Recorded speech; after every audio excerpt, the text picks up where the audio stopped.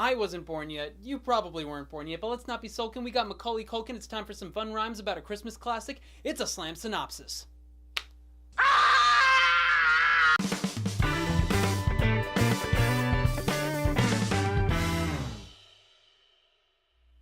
15 McAllisters rooting callous to Kevin, who like to laugh and call him names like Flemwad, good God, jerk, disease, l'incompétent, please. Let's not be nonchalant, this family sucks, and give no ducks about Kevin, who is also a Dick Allister. He tells her to, why don't you make me, while she's on the phone. Tell Joffrey to get off the throne and lose the tone.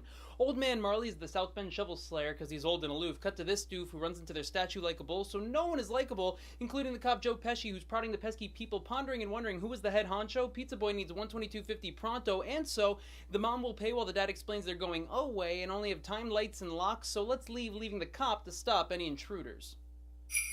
The fam is going to Paris, and I couldn't care less, but I digress. Kev makes a mess over plain pizza and gets hit with hard stares, which is what mom takes him up. They both need to shut up about the fuss. First, Kev calls mummy a dummy, then she says he should wish for no family, and he's like, that'll be sweet. Stand firm, Kev can't retreat, and won't have to because a tree trounces the transformer. It exploded, probably eroded or overloaded because there's no power, so shucks, they don't wake up to hear their alarm clocks! So they flock in a raucous, everything is sped up. While the driver is fed up with their young neighbor asking too many questions, he edges in, doesn't dismount. He gets Mark, where's Jill Stein? Need that recount. All because he didn't turn around, no power means phone lines are down.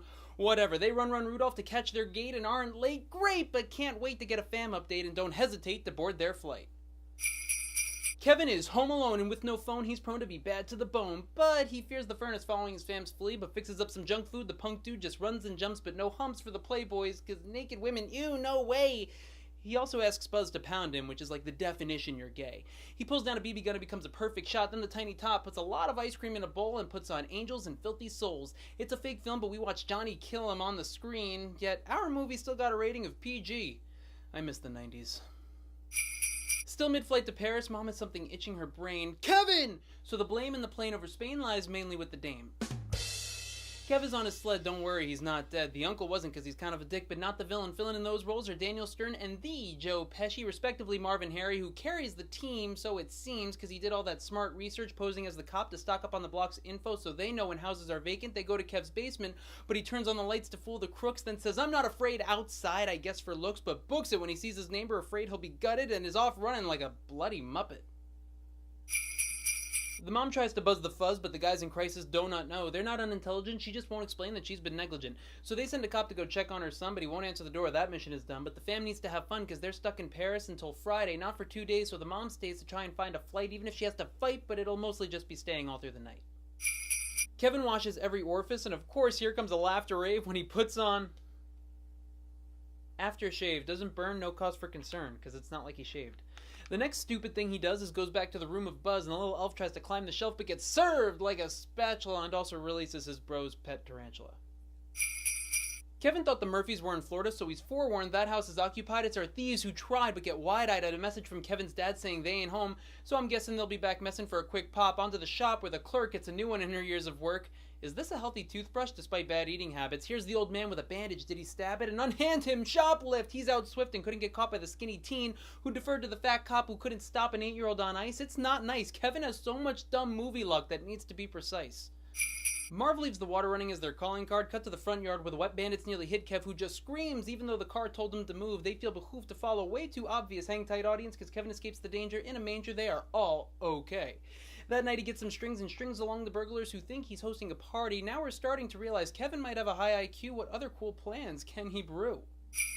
The dad can't parler français while Buzz is still a douche. The pizza guy drives like Helen Keller and nearly gets shot in the back like Old Yeller because Johnny gave him to the count of 10. Then again, I don't feel bad because he didn't call the po-po. Is he deranged?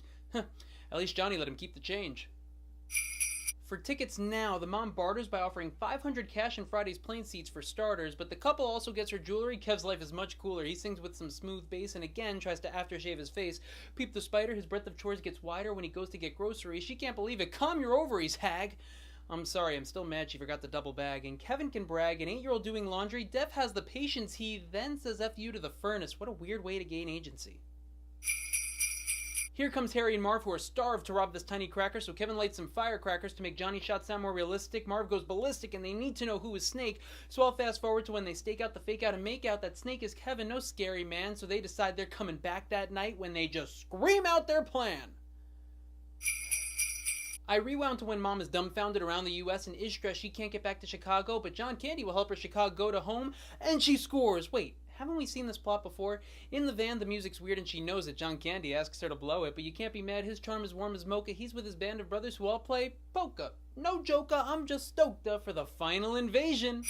But first, let's give Santa some persuasion. The elf is smoking hot while Santa's smoking. Not cool. Kevin is no fool. He knows this Santa works for the real one, which is real dumb.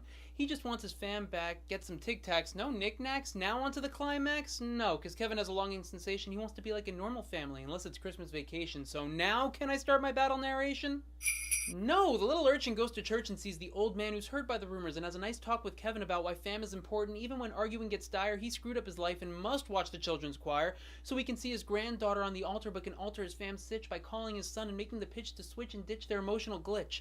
Not bad, Kevin, that's pretty sage, but soft talk is over. He sets the stage, time to engage, bring on the rampage and carnage!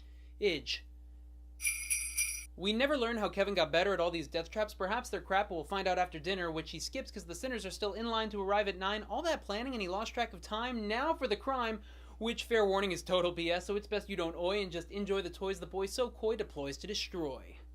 Marv and Harry try to scare him at the door and ignore the BB at their BBs. Pesci drops while Stern pops in through the dog's hole. He clogs and rolls back down. Side note, has anyone even seen a hound?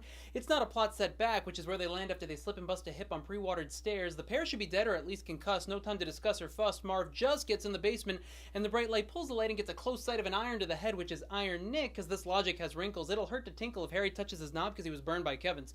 Marv gets stuck in tar and won't go far in his shoes, which he removes, and holy hell, he steps on a nail. JGL feels your pain. This is insane. When will these guys learn? Harry walks in and gets, what's the word? Burn! Now it's Kev's turn to taunt and flaunt because he wants them to follow through. Harry hits plastic wrap with glue and becomes fused with feathers, and it'll keep you cold in the warm weather, and his human tether steps barefoot on glass. These guys need to die or leave fast. Go to your car or slip on Kevin's. I feel like their death toll is at 7. They won't go to heaven. They ain't saints. They can't even dodge cans of paint. This movie is just slapstick galore. You guys give up, or you're thirsty for more? Hell yeah, Harry lost his gold tooth, and a hard truth is Kevin now calls the cops and nearly got stopped despite the tripwire, but he's saved by the Deus Ex fucking spider. Spewing a seriously sinister shriek of a scream, Marv whacks Harry, not the first time. Kevin ziplines down to the clubhouse and drops down to show off that McAllister sass. Down here, you big horse's ass! But they know they can't just go back down, so they'll climb the rope, which will definitely work. Yeah, nope. They hit the freaking brick, landing they don't stick and fall for Kev's tricks as he runs through a house that's waterlogged, but they slog through the front and confront the little run and try to stunt his life with threats so gnarly. Finally, an adult saved by Old Man Marley. And now our battle is over. It's done. The cops arrest the wet bandits who left their watermark on every street corner. Kev's mom is a mourner and is beating herself up, rightfully so, but the polka parents show they're always on the road to Rome, and John Candy left his son at a funeral home. So it is apparently rare to find any parent who actually cares. So Kevin wakes up and, Mom? Not yet, but you could bet upon her return his look would be stern, but then he smiles that she's back. Hey, where's everyone else? Enter the whole pack, who arrive at the same time as Mom from that Friday flight, which is not alright nor funny. This family has lost a shit ton of money. Buzz tries to be cool to Kev, even though we all know he's the devil. Mr. Shoveville reunited with his fam. Hey, Kev was right, he told the truth. Dad finds Harry's gold tooth. I hope he cashes in like this film's box office. Kev's cleanup was not flawless. Buzz might become a gnarly cannibal, so then he...